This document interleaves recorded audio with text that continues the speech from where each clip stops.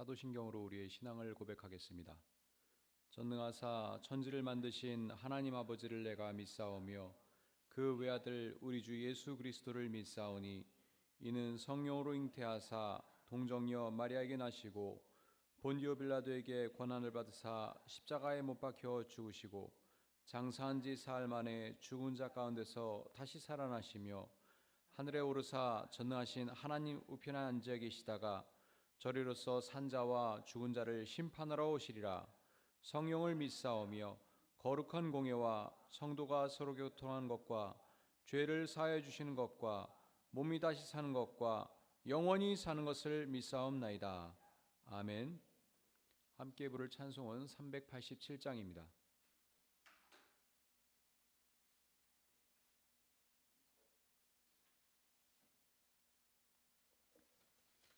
다 함께 387장 멀리 멀리 갔더니 함께 찬양 드리겠습니다.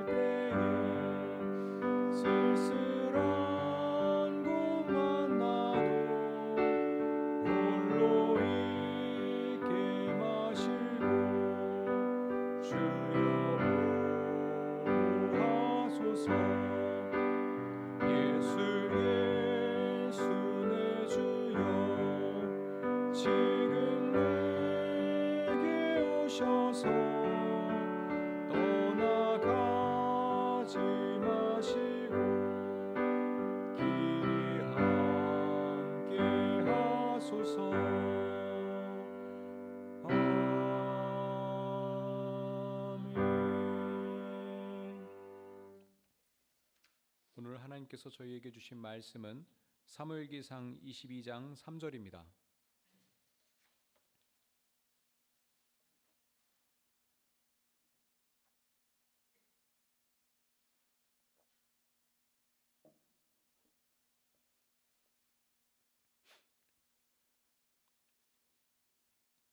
사무엘기상 22장 3절 말씀 함께 읽겠습니다. 다윗은 거기에서 모압의 미스바로 가서 모압 왕에게 간청하였다. 내게 해야 할 일이 무엇인가를 하나님이 나에게 알려주실 때까지 나의 부모가 이곳으로 들어와 임금님과 함께 머물도록 허락하여 주시기 바랍니다. 아멘. 사울의 총애를 받던 다윗이 사울의 시기를 받아 목숨이 위태로운 상황에 이르렀습니다. 결국 다윗은 사울을 피하여 도망을 가게 되었습니다.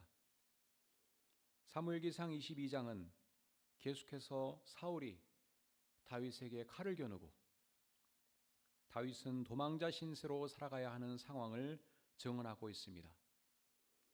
여기서 우리는 사울과 다윗의 행동에서 나타난 극명한 차이점을 파악할 수 있습니다.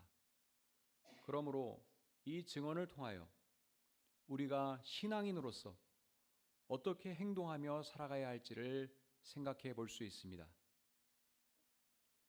벼랑 끝에 몰린 다윗은 적국인 블레셋 가드 왕에게로 망명하였으나 그곳도 자신에게 안전하지 못하다는 것을 파악했습니다.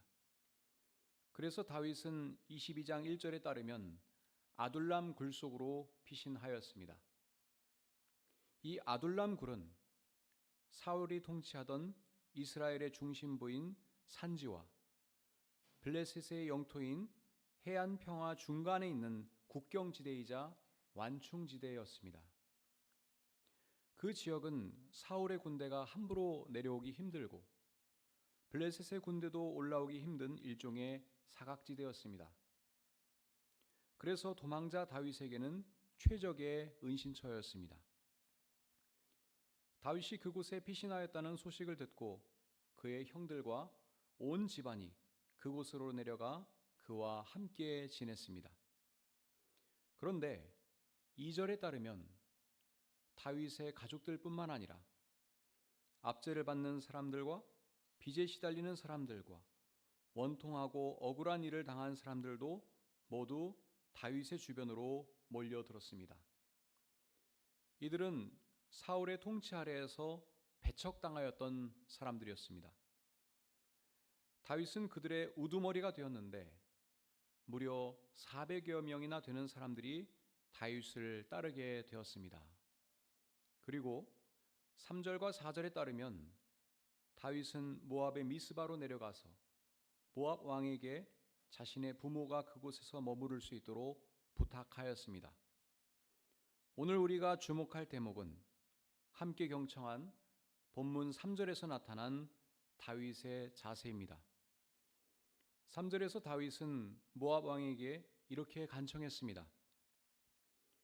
내가 해야 할 일이 무엇인가를 하나님이 나에게 알려주실 때까지 나의 부모가 이곳으로 들어와 임금님과 함께 머물도록 허락하여 주시기 바랍니다. 다윗이 자신의 목숨이 위태로운 상황에서 자신이 해야 할 일이 무엇인가를 홀로 고민하지 않고 하나님께서 알려주실 그 때를 기다리고 있다는 것입니다. 히브리어 원문의 의미를 더 깊이 고려할 경우 지금 다윗은 자신의 미래를 스스로 개척하려 하지 않고 하나님께서 자신의 앞길을 열어주실 것을 믿으며 그분의 주권적인 개입을 기다리고 있다는 것입니다. 이는 그가 하나님의 은혜와 섭리를 굳게 신뢰한다는 것입니다. 그러므로 다윗의 기다림은 결코 수동적인 것이 아니라 하나님께서 그에게 활동해야 할 때를 알려주실 때까지 철저히 준비하려는 능동적인 행동입니다. 동시에 다윗은 그의 부모님을 보호하기 위한 매우 현실적인 조치를 하였습니다. 그의 증조모가 모압 여인인 루시였기에 다윗은 혈연적 명분을 활용하여 사울의 영향력이 미치지 않는 모압에 그의 부모를 의탁한 것입니다. 이로써 우리는 하나님께 대한 다윗의 신실한 태도와 함께 그의 현실 감각과 지혜로운 대처를 살펴볼 수 있습니다. 반면 22장에 나타난 사울의 행동은 어떻습니까? 그는 다윗을 제거하겠다는 목표에 사로잡혀 점점 더 깊은 수렁에 빠지고 있습니다. 사울은 제사장 아히멜렉이 다윗이 도망치는 것을 도왔다고 판단하여 호위병들에게 아히멜렉을 포함한 주님의 제사장들을 모두 죽이라고 명했습니다. 17절에 따르면 신하들은 손을 들어 주님의 제사장들을 살해하기를 꺼렸습니다. 그러자 왕은 아히멜렉이 다윗을 도와주었다고 밀고 하였던 도액에게 동일한 명을 내렸습니다. 이방인 용병 출신인 도액은 사울의 명대로 제사장들을 죽였는데 성경에는 살해당한 모시의 에봇을 입은 제사장만도 85명이나 된다고 기록되어 있습니다. 제사장들이 입은 에봇에는 하나님의 뜻을 묻는 도구인 우림과 둠밈이라는 흉패가 달려 있었습니다. 하나님의 뜻을 묻기보다는 정권 유지를 위한 술수에만 매달리던 사울은 이 제사장들을 살해함으로써 하나님께 뜻을 물을 수 있는 그 길을 자신의 손으로 완전히 끊어버린 것입니다. 사울의 광기는 여기에서 멈추지 않았습니다. 19절에 따르면 사울은 제사장들이 살고 있던 성읍 노베까지 가서 주민을 다 칼로 쳐 죽였습니다. 그는 남자와 여자, 어린이와 젖먹이, 소떼나 나귀떼나 양떼를 가리지 않고 모두 칼로 쳐서 죽였습니다. 사무엘기상 10장 1절에서 사무엘이 과거 사울을 지도자로 세울 때 그에게 이렇게 말했습니다. 주님께서 그대에게 기름을 부으시어 주님의 소유이신 이 백성을 다스리실 영도자로 세우셨습니다. 하나님께서 사울에게 허락하신 역할인 영도자는 히브리어 나기드를 번역한 것인데 그것은 목자를 뜻합니다. 즉 사울은 이스라엘의 진정한 왕이신 하나님의 뜻을 따라 그분의 백성들을 돌보고 외적으로부터 보호하기 위한 목자와 같은 지도자로 세워진 것입니다. 그러나 지금 사울은 이러한 나기드로서의 역할을 망각하고 무고한 제사장들과 백성들을 대량 학살한 것입니다. 그렇다면 우리는 왜 이토록 사울이 망가지게 되었는지 그 과정을 다시 살펴보지 않을 수 없습니다. 사울이 타락하게 된 그 시점은 그가 하나님께 여쭙지 않고 독단적으로 행동하면서부터입니다. 결정적으로 그는 과거 아멜렉과 전투를 치르고 전리품을 차지하는 과정에서 자신의 사리사욕을 채우기 위해 전리품을 모두 없애버리라는 하나님의 말씀을 거역했습니다. 15장 19절 말씀처럼 그는 주님께 순종하지 아니하고 약탈하는 데만 마음을 쏟으면서 주님께서 보시는 앞에서 악한 일을 하였던 것입니다. 이 일로 인해 하나님께서는 사울을 이스라엘의 왕으로 세우신 것을 후회하시고 다윗을 새 왕으로 세우시기로 결심하셨습니다. 이후 사울은 악한 영에 사로잡히게 되었으며 골리앗과 블레셋을 물리친 다윗에게 병적인 시기심을 느끼게 되었습니다. 사울은 민심이 다윗에게 기울고 주님께서 자기를 떠나 다윗과 함께 계신 것을 파악하자 다윗이 두려워졌습니다. 결국 사울은 다윗을 정적으로 간주하여 제거하려 하였고 바로 그 과정에서 주님의 제사장들과 그들이 살고 있던 높 성읍에 살아있는 모든 것을 죽이는 끔찍한 죄를 짓게 된 것입니다. 우리는 이러한 일련의 과정들을 살펴보면서 사울의 타락은 그가 하나님께 순종하지 않고 자신의 권력욕을 충족시키려 했던 것에서 시작되었다는 것을 기억해야 합니다. 이로써 사울은 점점 더 깊은 죄의 수렁으로 빠져들어가게 되었기 때문입니다. 사울의 히브리어 이름 샤울은 구하여 얻은 사람, 물음을 받은 사람을 이라는 뜻을 지니고 있으나 이러한 그의 이름과 정반대로 제 뜻대로 권력을 휘두르며 살았습니다. 그러한 태도에서 사울의 비극이 시작되었습니다. 반면 다윗은 사울의 모진 핍박 속에서도 하나님만을 신뢰했습니다. 그가 아둘람 굴 속에서 지은 시로 알려진 시편 142편에는 그가 주님은 나의 피난처라고 고백합니다. 142편 2절 이하의 말씀입니다. 내 억울함을 주님께 호소하고 내 고통을 주님께 아른다. 내 영혼이 연약할 때에 주님은 내 갈 길을 아십니다. 사람들은 나를 붙잡으려고 내가 가는 길에 덫을 놓았습니다. 아무리 둘러봐도 나를 도울 사람이 없고 내가 피할 곳이 없고 나를 지켜줄 사람이 없습니다. 그러나 주님께서 내게 넘치는 은혜를 베푸시니 의인들이 나를 감싸줄 것입니다. 실제로 하나님께서는 다윗에게 넘치는 은혜를 베푸시고 의인들을 보내어 그가 이스라엘의 왕으로 세워지도록 준비를 갖추게 하셨습니다.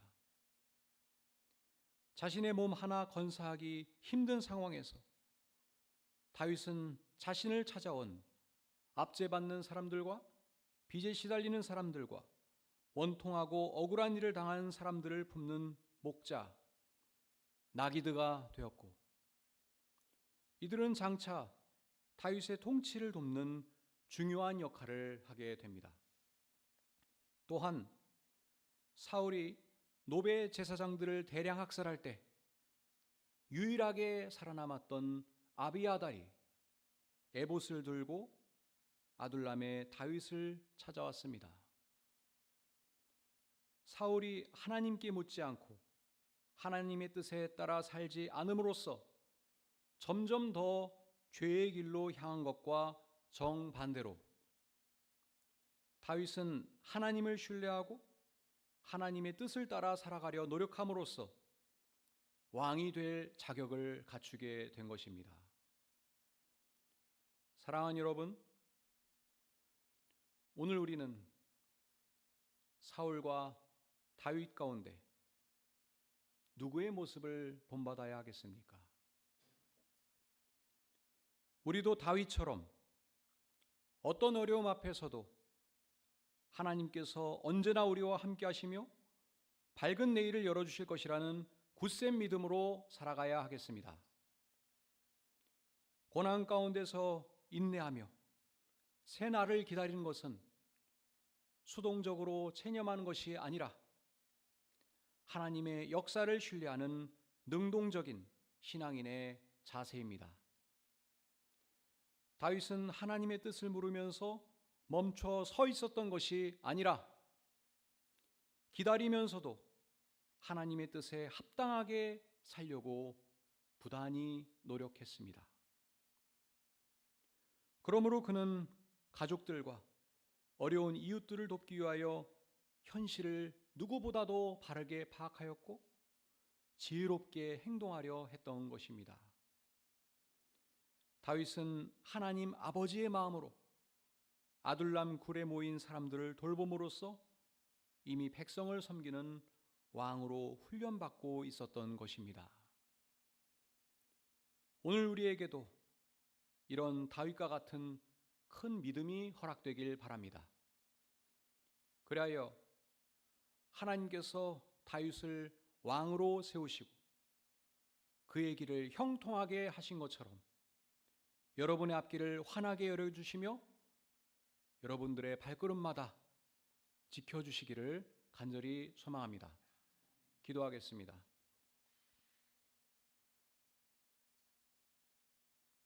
하나님, 다윗처럼 큰 믿음으로 살아가게 하옵소서.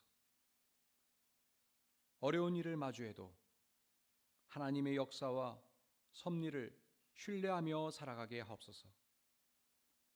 저희가 그렇게 살아가도록 다윗과 같은 용기와 지혜를 허락하시고 저희의 도움이 필요한 이웃들을 품을 수 있는 넓고 따뜻한 마음을 허락하옵소서. 그리하여 저희의 삶과 믿음이 하나님 보시기에 합당한 모습으로 연결어 가게 하옵소서. 오늘도 하나님께서 사랑하시는 우리 예달매 교우들의 건강과 안전을 지켜주시고 언제 어디서나 언제나 함께 하시고 보살펴 주실 것을 믿으며 모든 말씀 예수 그리스도의 이름으로 기도합나이다. 아멘. 하늘에 계신 우리 아버지여, 이름이 거룩히 여김을 받으시오며 나라의 임하옵시며 뜻이 하늘에서 이룬 것 같이 땅에서도 이루어지이다. 오늘날 우리에게 일용할 양식을 주옵시고 우리가 우리에게 죄 지은 자를 사하여 준 것 같이 우리 죄를 사하여 주옵시고 우리를 시험에 들게 하지 마옵시고 다만 악에서 구하옵소서. 대개 나라와 권세와 영광이 아버지께 영원히 있사옵나이다. 아멘.